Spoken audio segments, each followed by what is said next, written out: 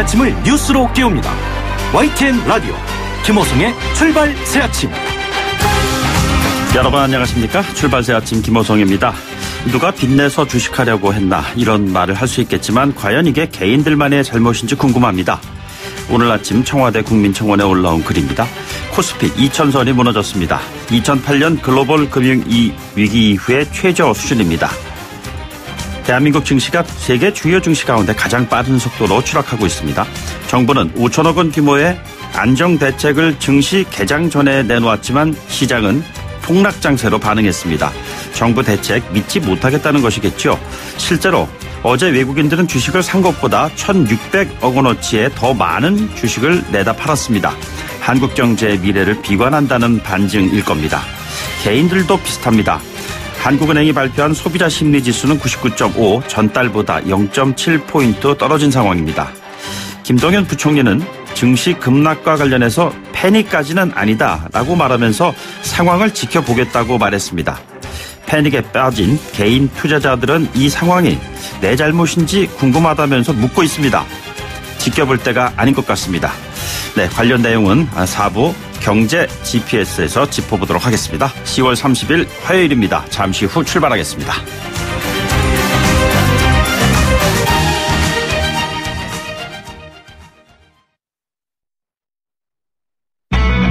YTN 라디오 김호성의 출발 새 아침. 네, 지금까지 들어온 뉴스 오늘 꼭 아시면 좋을 뉴스 정리해보겠습니다. 시사평론가 이종훈 박사 나오셨습니다. 안녕하십니까? 네, 안녕하세요. 네, 증권시장 패닉 논란 계속되고 있습니다. 현재 상황을 어떻게 지켜봐야 될까요? 글쎄요, 이 정도면 패닉으로 봐야 하는 게 정상인 것 같은데 패닉이 네네. 아니라고 하니 조금 당황스럽기조차 한데. 네네. 예, 최근 외국인과 기관의 매도가 이제 계속 이어졌어요. 예. 그런데 개인은 그나마 매수를 이어왔습니다. 그러니까 버텨주는 그 버팀목 역할을 해왔는데 어제 개인까지 가세를 했습니다. 그래서 코스피 2000선 내줬고 코스닥 같은 경우에는 단 하루에 무려 5.03%나 급락을 했습니다. 예. 이 10월에만 무려 293조 원이 허공으로 사라졌습니다. 네네. 이 개인이 기다리다가 지쳐서 거의 투매 수준의 이제 손절매에 나선 것으로 이렇게 봐야 할 텐데 이 가장 큰 문제가 뭐냐면 정책 당국에 대한 신뢰를 접었다라는 겁니다. 그러니까 주식 가치가 떨어진 게 아니란 얘기잖아요. 예. 그러니까 실제로 기업 가치가 그만큼 떨어져서 이렇게 네네. 떨어진 게 아니고 그러니까 심리적으로 개인들이 이제 상당히 위축이 된 거고 이런 장에서 더 이상 기대할 게 없다.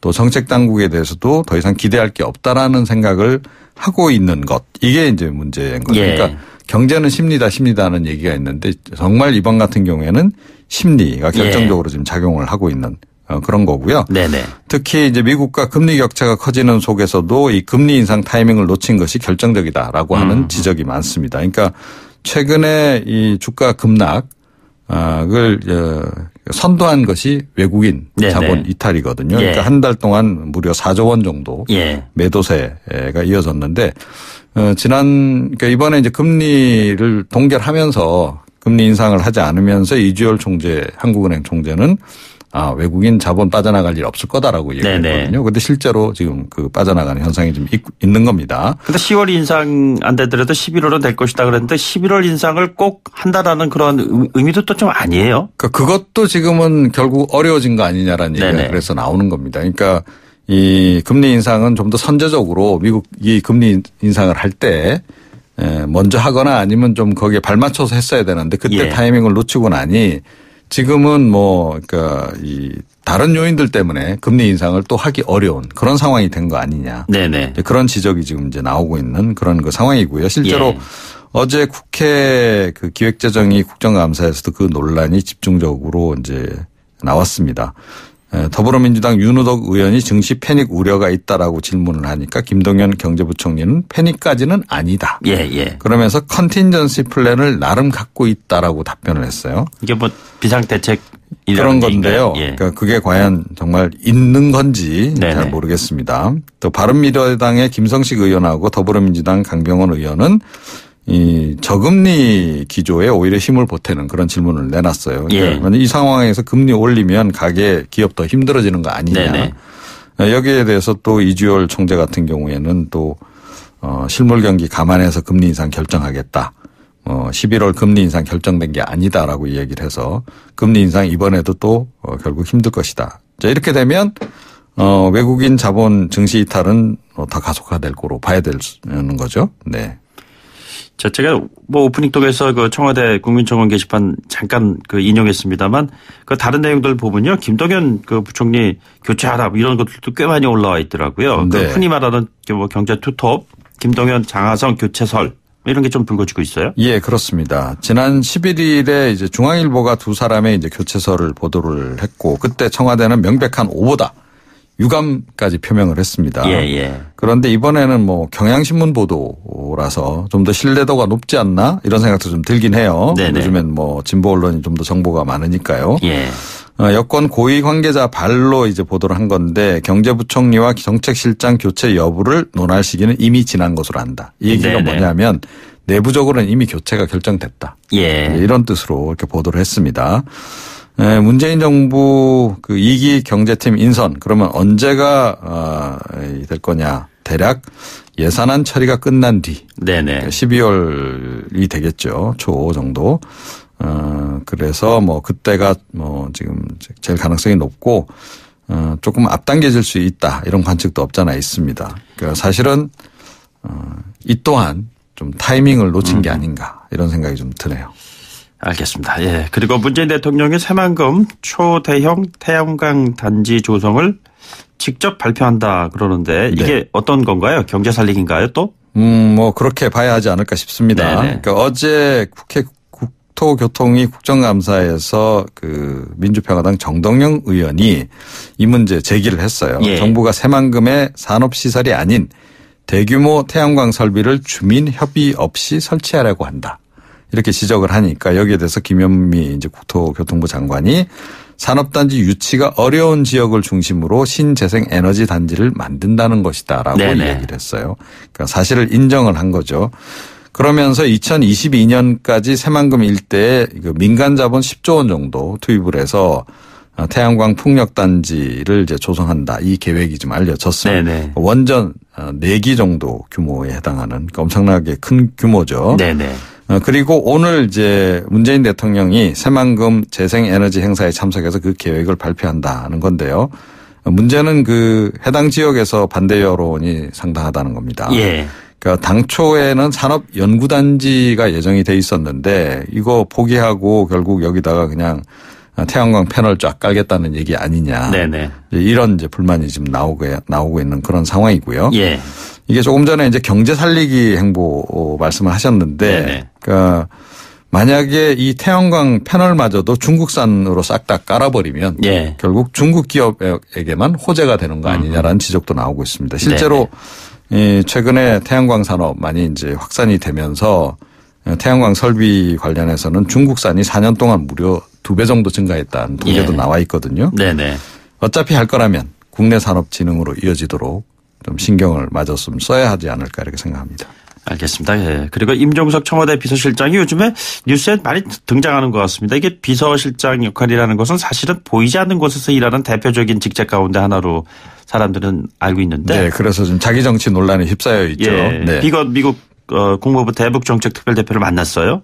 예, 이것도 굉장히 이례적인 일이어서 지금 눈길을 끌고 있습니다. 그러니까 원래 스티브 비건 대북정책특별대표가 이제 어제 강경화 외교부 장관을 이제 만나기로 돼 있지 않았습니까? 예. 그런데 그 전에 비공개로 임 실장부터 먼저 만난 것으로 이렇게 알려지고 있습니다. 네네.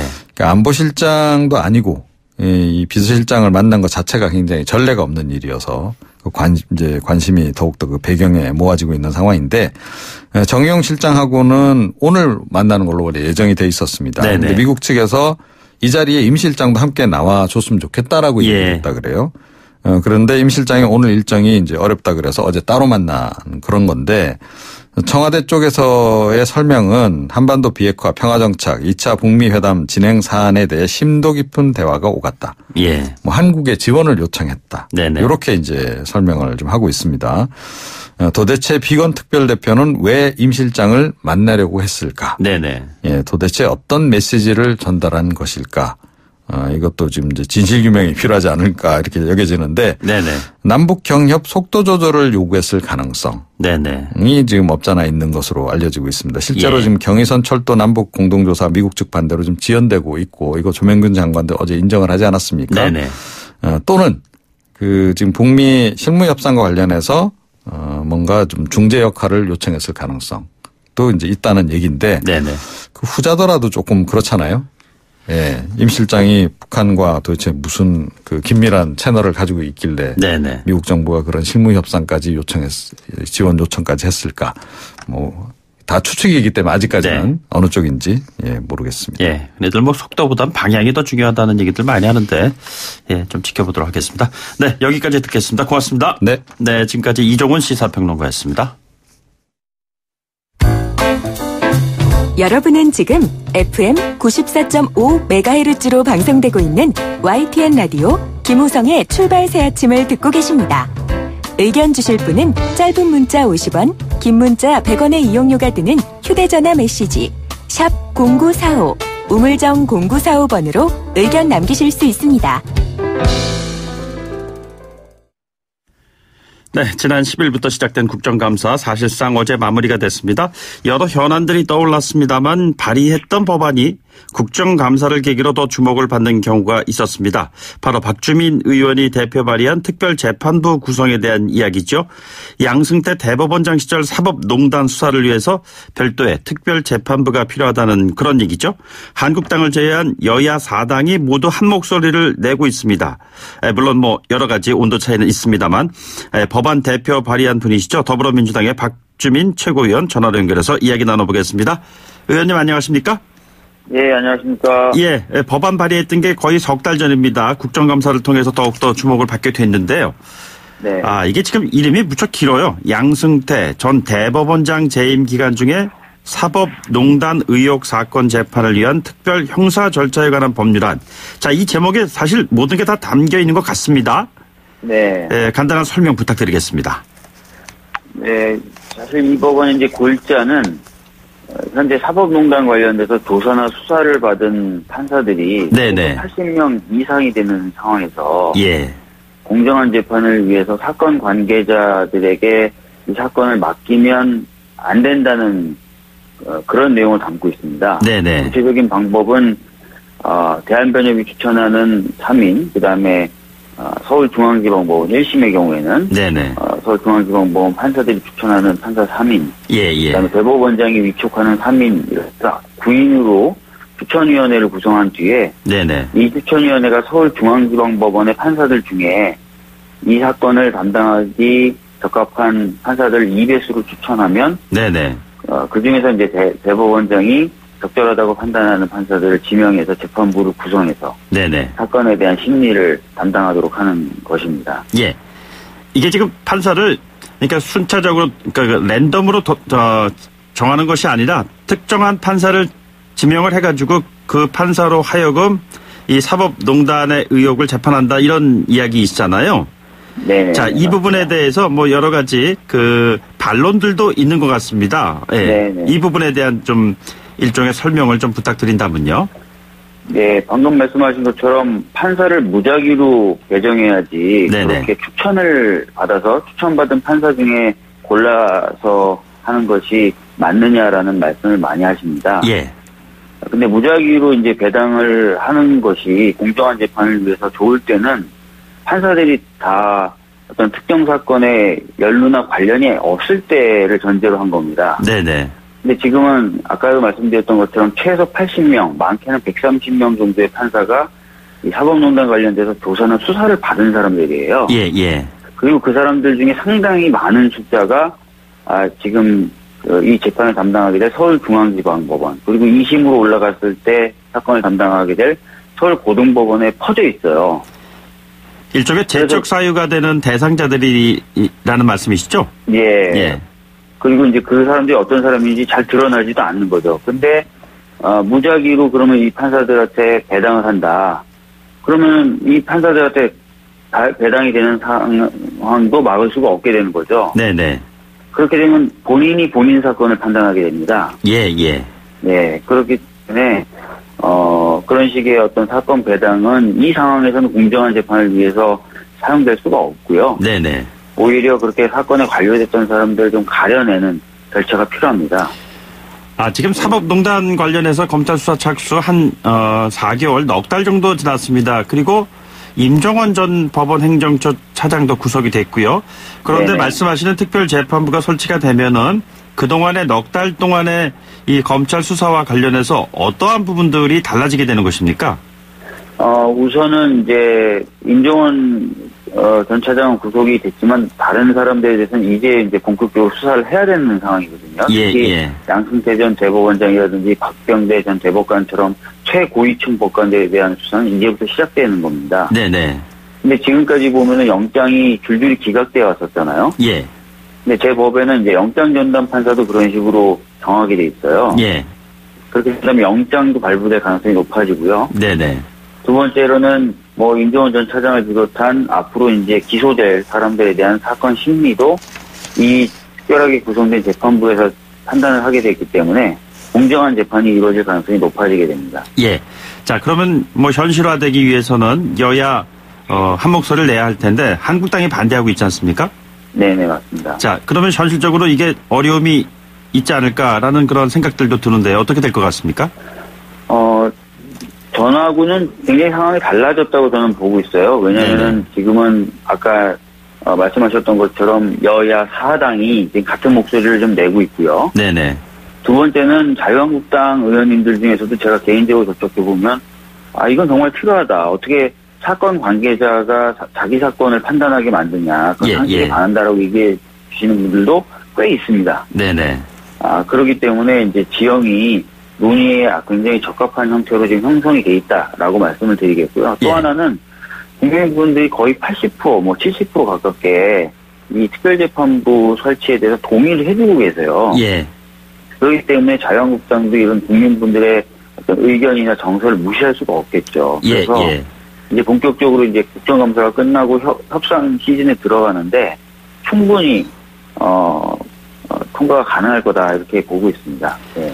자, 현실적으로 말이죠. 그 야당 쪽에서 요구하는 고용세습 의혹 국정조사 관련해 가지고 특별재판부 이 관련한 법안 통과시키는 것을 이른바 양쪽의 빅딜을 통해서 이것을 좀 해결한다고 했을 때 어떤 의견을 가지고 계십니까? 저는 솔직히 좀 말씀을 드리면 제 이 특별재판부 설치에 관한 법은 너무나 필요하고 또 정당한 법이거든요. 네네. 그래서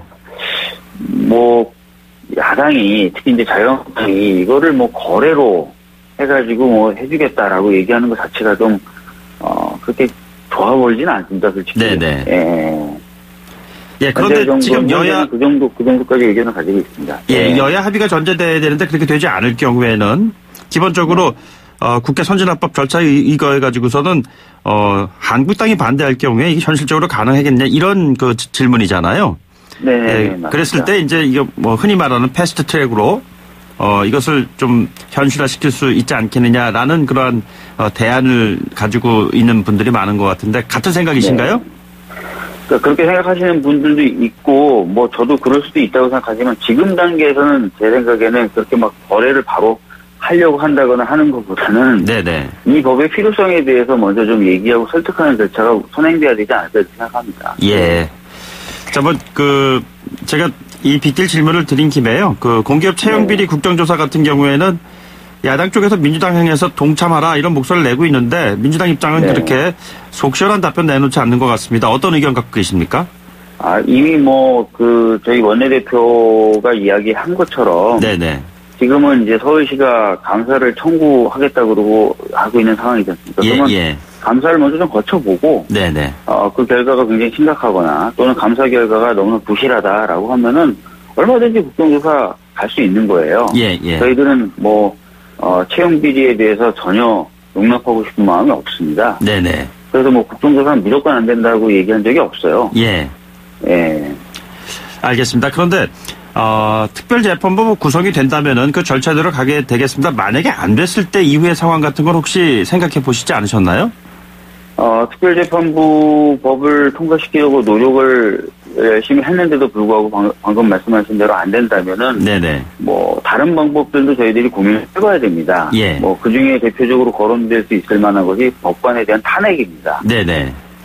그러니까 그 사건, 사법농단과 관련된 사건, 관련된 판사들을 그대로 둔 채로는 법원에서의 재판 기능이 제대로 작동되지 않을 것 같다. 이게 저희 고민의 핵심이기 때문에 네네. 문제된 법관들을 탄핵하는 것을 고민해 볼 수 있을 거라고 생각합니다. 예, 그럼 탄핵 소추 이야기 하신 김에요. 그럼 구체적으로 네. 이걸 어떤 식으로 절차를 밟아야 되는 것이죠?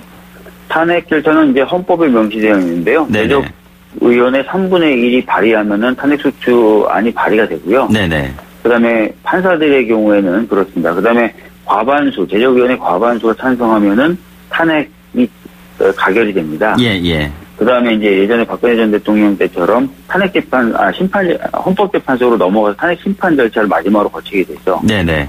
예. 근데 지금 이제 적어도 특별재판부 설치에 관한 법률에 찬성하는 여야 사당의 의석수만 합치면 네네. 대적의원 과반수는 넘기 때문에 뭐 저는 설득이나 논의 과정을 거친다면은 그리고 또 특별재판부나 이런 것들이 제대로 설치가 안 된다면은 네네. 충분히 뭐 탄핵이라는 것을 고려해 볼 수 있는 상황이라고 생각합니다. 좀 더 구체적으로 얘기한다면은 특별재판부 설치는 한국당이 반대하면은 실현 가능성이 좀 희박할 수도 있지만 탄핵 소추는 충분히 가능하다는 그런 말씀이신가요? 네네네 그렇습니다. 숫자를 놓고 볼 때 그렇다는 말씀이시죠? 네, 숫자를 놓고 봤을 때 그렇다는 건 얘기입니다. 예. 네. 지금 김성태 원내대표가 이런 얘기를 했습니다. 특별재판부 구성은 초헌법적으로 상권 분립에 위배된다. 위헌까지 발생하는 사안이다. 이런 얘기했습니다. 어떤 답변 주시겠습니까? 네, 사실은 저는 좀 법안 내용을 보시고 그렇게 비판하셨는지에 대해 네네. 굉장히 의문스러운데요. 우리 헌법에는 이렇게 되어 있습니다. 사법권은 법관으로 구성된 법원에 속한다라고 되어 있어요. 예, 예.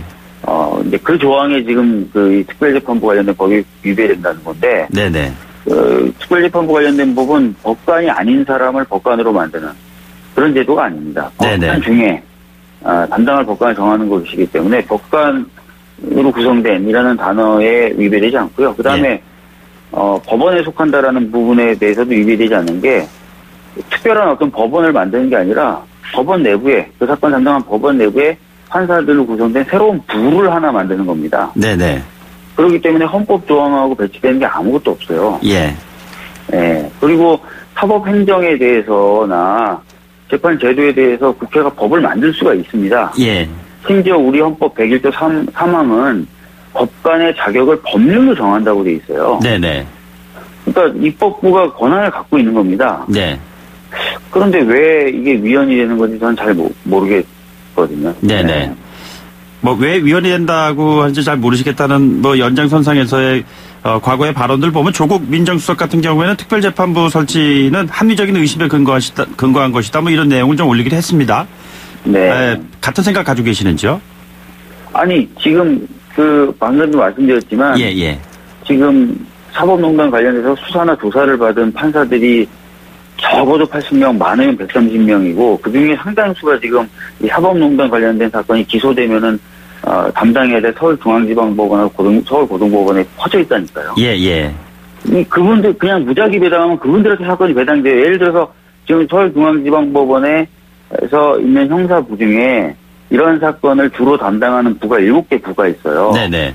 그 7개 부 중에 5개 부의 부장이나 배석판사가 이 사건 관련돼서 조사를 받은 피의자거나 조사 대상이었어요. 예. 그러면 배당하면은 7분의 5인데요. 네네. 그냥 무작위 배당하면.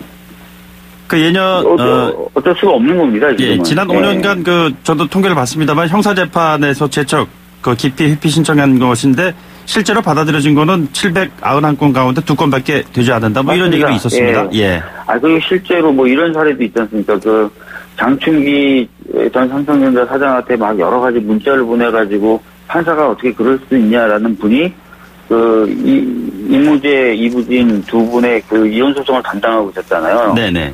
그래서 이건 좀 너무하다라고 해가지고 이무재 전 삼성전자 삼성전기 고문이 기피 신청을 했는데 그것도 안 받아들여진 거잖아요. 예. 예. 자, 연결한 김에 저 마지막 질문 하나 좀 드리겠습니다. 오늘 네네네. 그 양승태 재법원장 시절에 재판거래 의혹 받고 있는 신일본제철 강제징용 피해자들 냈던 손해배상 청구 소송 판결 예정돼 있지 않습니까? 네네네. 어떻게 나올 걸로 예상하십니까? 어제 법원행정처장이 이제 국정감사장에 나왔기 때문에 그것에 대해서 질문하는 의원들이 몇 분 계셨었는데. 네네. 사실 이제 저도 결과를 예측하기 어렵습니다. 예. 이게 지금 과거에는 그 정부가 그 재판 결과에 대해서 여러모로 또 개입하려고 했었다는 정황이 드러난 상태여가지고 네네. 법원이 이걸 어떻게 결론을 내렸을지가 참 저도 굉장히 궁금하긴 한데 저도 사실 짐작이 잘 안 됩니다. 네네. 네. 어떻게 나와야 한다고 판단하십니까? 지금 과거에 이 사건이 대법원까지 한번 갔다가 다시 고등법원으로 갔다 다시 대법원으로 간 사건이거든요. 예, 지금 13년 만에 판결입니다. 그렇습니다. 그래서 과거에 그러면은 한번 이 절차를 거쳤을 때 결론을 보면은 네네.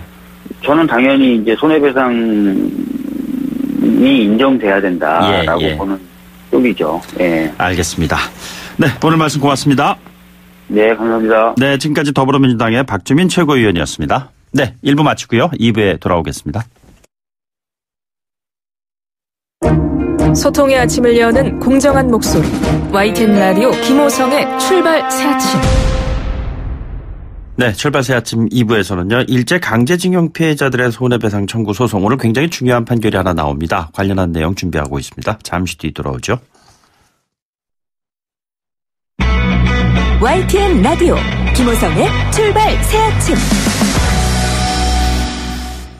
네, 앞서 1부에서도 이야기 나눴습니다만 양승태 대법원장 시절 사법농단 의혹에 대한 검찰 수사 넉 달째 진행 중입니다. 네, 그리고 정치권에선 특별재판부 구성해야 한다. 이런 법안이 발의가 된 상황이고요. 사법농단 의혹 가운데 하나가 바로 재판 거래를 했다는 것인데요. 그 대표적 케이스로 꼽히는 것 가운데 하나가 일제 강제징용 피해자들의 손해배상 청구 소송입니다. 네, 소송 제기한 지 13년 8개월 만 강제징용 피해를 입은 지는 75년여 만입니다. 소송을 앞둔 기분이 어떨까요? 신일본제철 강제징용 피해자 측 변호인이시죠? 김세은 변호사가 전화로 연결돼 있습니다. 변호사님 안녕하십니까? 네, 안녕하세요. 네, 오늘 오후 2시에 선고가 나오죠?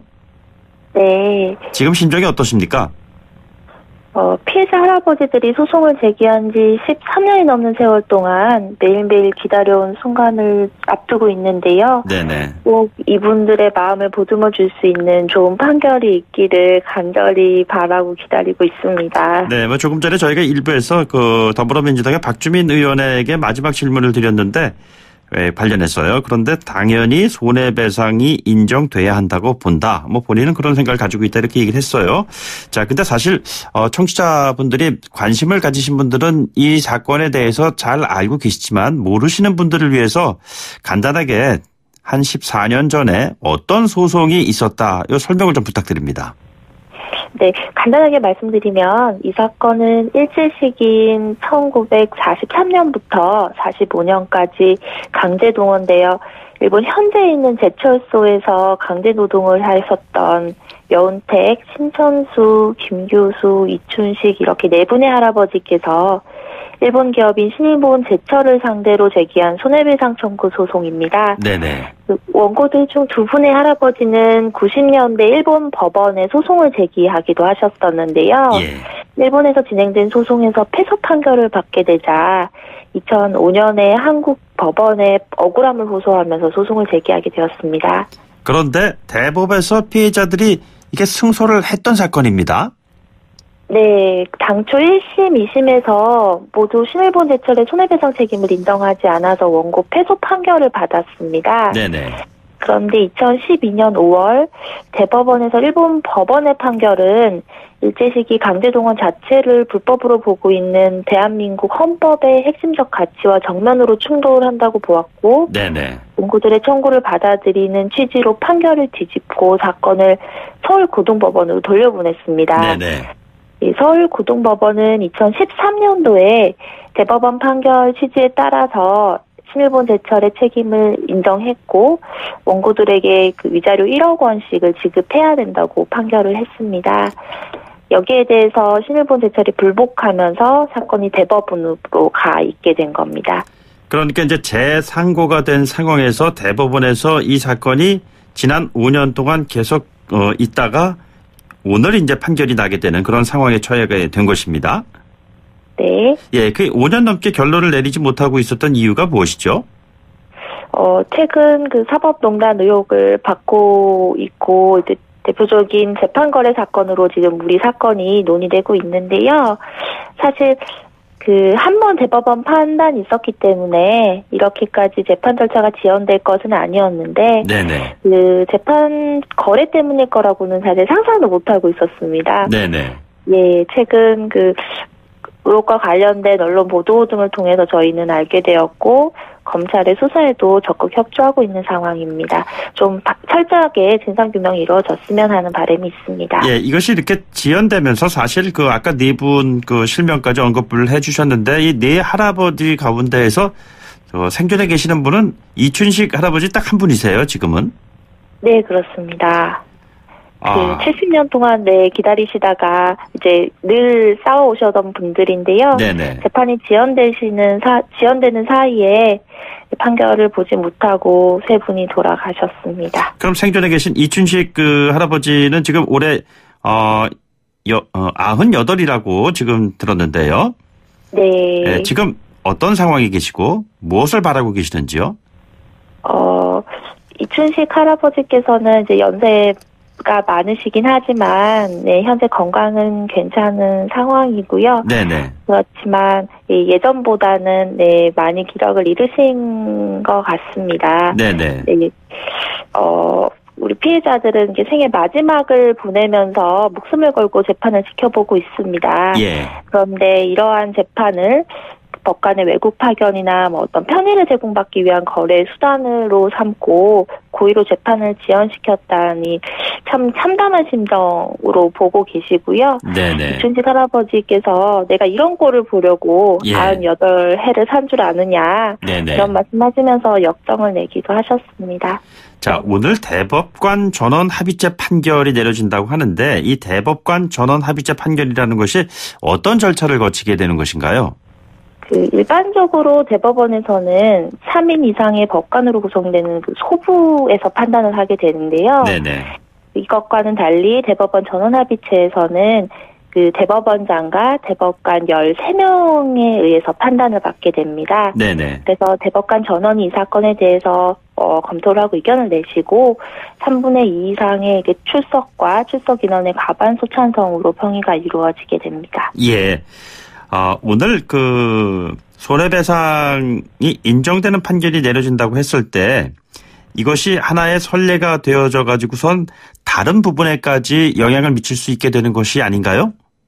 네, 지금 이 대법원 판결이 가지고 있는 법률적인 쟁점은 비단 신은철 죽음 요 사건뿐만 아니라 미쓰비시 후지코시 이런 당시의 강제징용과 관련된 강제동원과 관련된 다른 사건의 쟁점과 동일합니다. 네네. 그래서 관련된 모든 사건에 영향을 미칠 수밖에 없습니다. 예를 들자면요, 제가 지난 봄에 헐 스토리라는 영화를 봤는데 이 영화의 내용이 과거에 위안부 할머니들의 어려운 이제 손해배상을 받기 위해서 일본에서 재판을 받는 과정을 담담하게 그린 영화였었어요. 그런데 이것도 일본군에서 패소를 했단 말이에요, 최종적으로는요. 이러한 부분에 대한 영향을 이번 판결이 줄 수도 있다, 이렇게 이해를 해도 되나요? 이번 판결이 구체적으로 어떤 법리를 어떻게 이제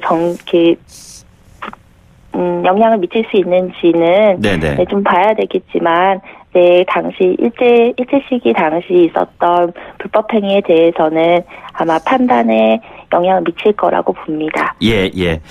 흔히들과 얘기하는 한일 청구권 협정에서 쟁점이 되는 사안들은 이미 해결이 된 것이다. 더 이상 언급해서는 안 된다라는 그런 반대쪽의 주장이 있는 것 같습니다. 자, 이 부분은 어떻게 바라봐야 될까요? 예, 반대 측의 주장은 이제 일부 65년 청구권 협정에 따라서 개인의 청구권 역시 모두 소멸되었다는 것인데요. 우리들이 주장하고 있는 손해배상 청구권은 불법 행위가 존재한다는 것을 전제로 하고 있습니다. 네네. 청구권 협정 체결 당시에 일본 측은 불법 행위가 존재한다는 사실을 인정한 적이 없기 때문에 네네. 그것을 전제로 하는 손해배상 청구권을 포기한다고 합의하는 것이 불가능합니다. 네네. 그리고 국가와 국가 사이에 체결된 협정인데요. 네네. 국가가 개인의 동의도 없이 마음대로 개인의 손해배상 청구권을 소멸시키는 것은 가능하지 않기 때문에 피해자 개인의 손해배상 청구권은 65년 청구권 협정에도 불구하고 소멸되지 않았다고 보는 것이 타당합니다. 네, 개인의 손해배상 청구권은 그대로 살아있다고 봐야 된다는 말씀이시죠? 네네. 그럼에도 불구하고 일본 정부는 전범 기업의 배상 책임 판결이 확정이 된다면 우리는 국제사법재판소에 제소하겠다 이런 뜻을 내비치고 있는 것 같습니다. 자, 이것이 어떻게 앞으로 전개가 될까요? 그러면? 오늘 판결을 좀 지켜봐야 되는 네네. 상황인 것 같고요. 그 국제사법재판소에 일본 측에서 제소를 한다고 하더라도 한국 정부에서 동의를 하지 않는 경우에는 관할권 자체가 생기지 않아서 절차가 진행될 수 없기 때문에 한국 정부와도 긴밀히 상의하면서 아마 진행이 돼야 될 것 같습니다. 일본 언론들이 민감하게 반응하고 있는데요. 사실상 일본 내에서는 또 이 부분에 대해서 양심적 일본인들이 손해배상이 이루어져야 한다고 주장하고 있는 것 같기도 합니다. 일본 측과의 교감 같은 것은 혹시 있으신지요? 네, 이 사건 소송과 관련해서 일본 시민단체도 결합해서 도움을 주고 있는 것으로 알고 있습니다. 네네. 그런 분들이 만약에 이 판결이 나게 되면 일본 측과 어떤 협상을 하는 것에도 도움을 주실 수 있다고 보고 있습니다. 마지막으로 이번 판결이 가지게 되는 의미가 어떠한 것인지 좀 간단하게 설명을 해 주십시오. 네, 이번 판결은 전범 기업의 손해배상 책임 성립 여부에 관해서 대한민국 최고 법원인 대법원에서 입장을 밝히는 것입니다. 이미 2012년도에 밝힌 바가 있지만 그것보다 더 많은 대법관의 관여로 전원합의체로서 판결이 나는 건데요. 일제 시기 인권 침해를 받은 피해자들에 대한 권리 구제뿐만 아니라 식민 지배로 인한 불법 행위를 확인하고 역사를 바로 세운다는 측면에서도 중요한 의미가 있습니다. 모쪼록 한 분 남으신 할아버님의 한을 좀 풀어드릴 수 있는 그런 판결이 나오기를 기대해 보겠습니다. 오늘 말씀 고맙습니다. 감사합니다. 네, 지금까지 신일본제철 강제징용 피해자 측 변호인인 김세은 변호사였습니다. 네, 2부 마치겠습니다. 8시 뉴스 듣고 돌아오겠습니다.